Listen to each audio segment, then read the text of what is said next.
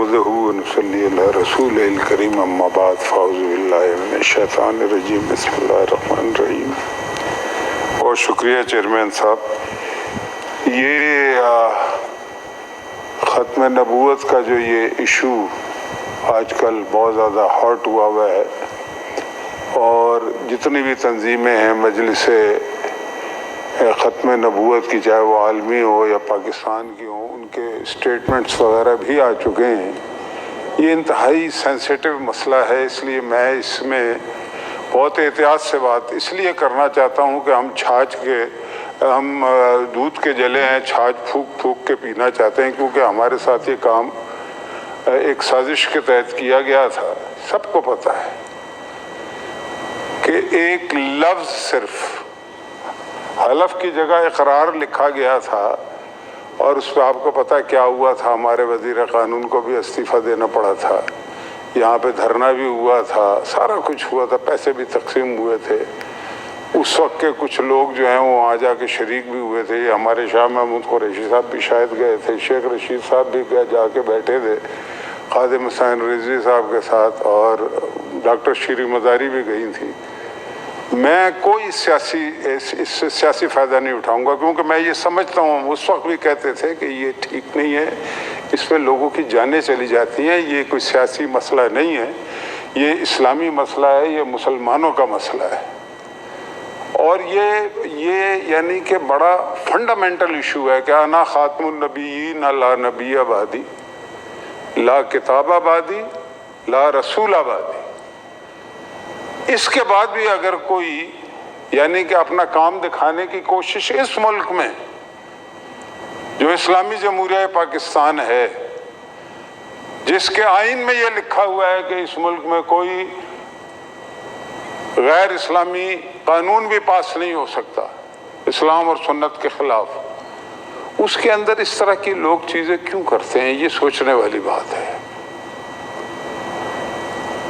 آپ کو یہ بھی میں یاد کرانا چاہتا ہوں کہ یہاں سینٹ میں ہم نے تو 24 گھنٹے میں اس کو ٹھیک کر دیا تھا، لیکن لوگ اپنے سیاسی مفادات کے چکر میں تھے۔ ایک طرف ختم نبوت تھی، حضور پاک صلی اللہ علیہ وآلہ وسلم کی شان اقدس تھی، دوسری طرف ایک چھوٹا سا اقتدار تھا۔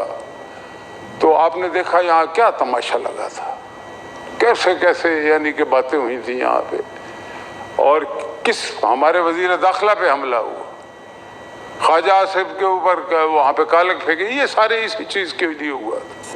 ٹھیک ہے، ہم نہیں چاہتے کہ اس طرح سے ہو، نہ ہم اس حکومت کو اس لحاظ سے آڑے ہاتھوں لینا چاہتے ہیں، ہم کوئی سیاسی فائدہ نہیں اٹھانا چاہتے۔ ہم یہ چاہتے ہیں